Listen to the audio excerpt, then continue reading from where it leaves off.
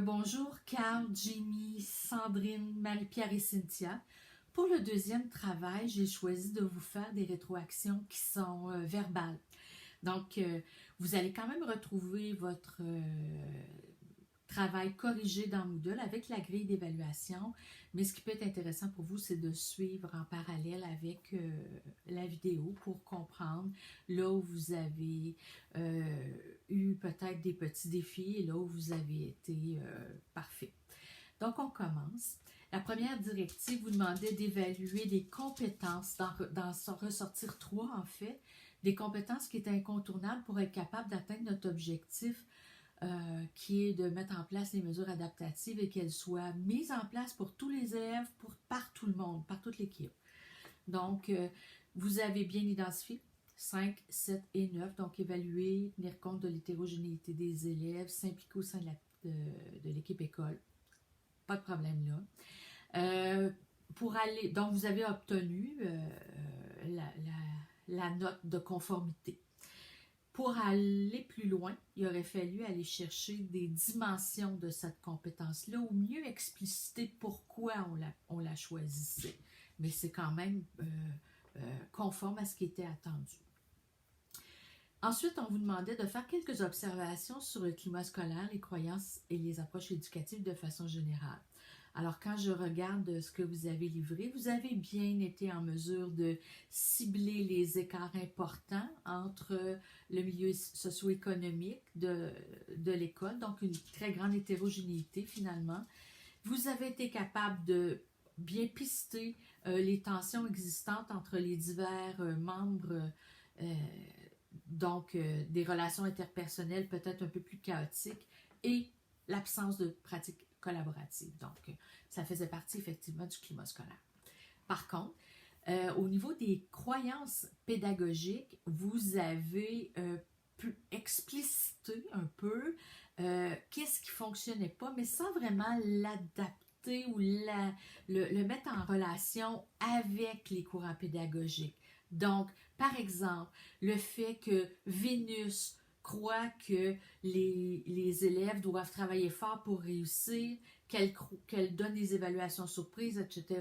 C'est des croyances extrêmement behaviorales. Alors, on aurait pu à ce moment-là identifier ça à des croyances behaviorales. Et par ailleurs, on voyait que Bérénice était vraiment une socio-constructiviste humaniste. Donc, on peut voir pourquoi les deux ont de la difficulté à se rejoindre dans le travail de tous les jours. L'intérêt de faire cette analyse-là, c'est d'être capable de faire ces liens-là dans la tête. Donc, ensuite, au niveau des profils, vous aviez identifié les manifestations de vouloir agir et de savoir agir des individus et leur attribuer un profil. Alors, pour Vénus, vous avez ressorti l'ensemble des manifestations qui sont problématiques. Vous l'avez bien identifié comme une retardataire et vous avez bien identifié aussi que c'est une supervision directive qu'il faut utiliser avec cette personne-là. Par ailleurs, une fois qu'on a dit ça, il y a quand même une intention quand on est direction d'établissement de faire adhérer les gens.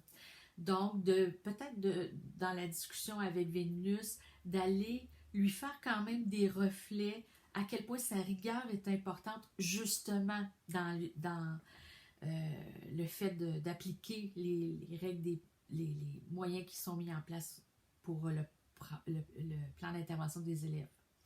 Donc, ça aurait pu être un petit ajout que vous fassiez. Du côté de Cassiopée, là, je ne suis pas d'accord avec votre cadran B d'une majorité précoce parce que je crois que vous vous êtes fait avoir sur une interprétation. Alors, vous avez imaginé, ou en fait, vous avez interprété qu'elle est beaucoup plus flexible dans les services à offrir à l'élève et que ça lui donne un niveau de compétence. Non, ça lui donne du vouloir agir. Donc, on sait que Cassiopée est quelqu'un qui veut agir.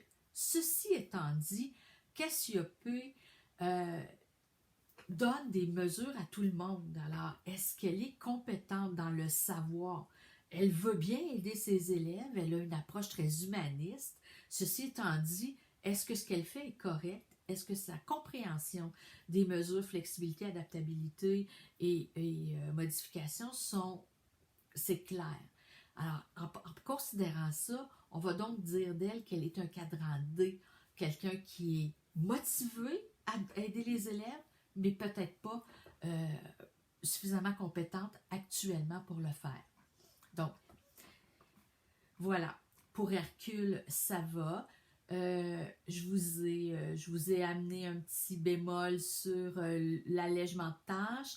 Il prend un allègement de tâches pour ne pas enseigner à un élève. On ne le sait pas. On est ici dans l'ordre du commérage. Il y en a beaucoup dans les écoles. Je pense qu'il faut avoir une petite sensibilité à ça. S'assurer que les critères que vous prenez sont les bons. Alors, si vous me disiez, on a vérifié avec Hercule et effectivement, il ne veut pas enseigner à un élève TSA, mais là, c'est différent. Au niveau d'Andromède, vous avez bien fait là, le topo de cette personne-là. Il y a quelque chose que vous n'avez pas relevé qui n'était pas non plus en lien avec les compétences attendues, mais qui est quelque chose qu'il faudrait recadrer chez Andromède, c'est l'absence éthique au niveau des renseignements personnels. Donc, il faudrait vraiment l'amener à réfléchir à ce qu'elle dit. Et ceci étant dit, pour moi, la meilleure façon de le faire, c'est de passer aussi par sa mère qui est la secrétaire d'école, alors sa mère qui donne ces informations-là. Donc, on a une double intervention à faire ici. Au niveau du stade d'équipe, vous avez bien identifié que c'était une équipe de stade 2. Vous avez bien identifié que le climat scolaire avait un impact majeur sur cette équipe-là. Et par contre, là où je pense qu'il y a une petite incompréhension au niveau de votre équipe, c'est que quand on faisait le stade d'évolution de l'équipe, on prenait l'ensemble des protagonistes et non seulement les 4 qu'on avait identifiés dans les profils individuels. Donc, ça a biaisé peut-être un petit peu votre analyse de le faire de cette façon-là. Et ce que je vous faisais remarquer aussi, c'est quand vous annoncez que vous planifiez une première rencontre collaborative avec le soutien de la CP, je me suis interrogée sur la place que vous donneriez à Bérénice dans une démarche comme ça. C'est votre personne la plus engagée, la plus innovatrice. Alors, quelle place allez-vous lui donner pour qu'elle puisse jouer son rôle et continuer à être motivée elle aussi de son côté? Au niveau de la planification, ça a été quand même très bien. Vous avez bien fait le topo de ce que vous vouliez réaliser pendant la rencontre, qui allait être présent, comment ça allait fonctionner.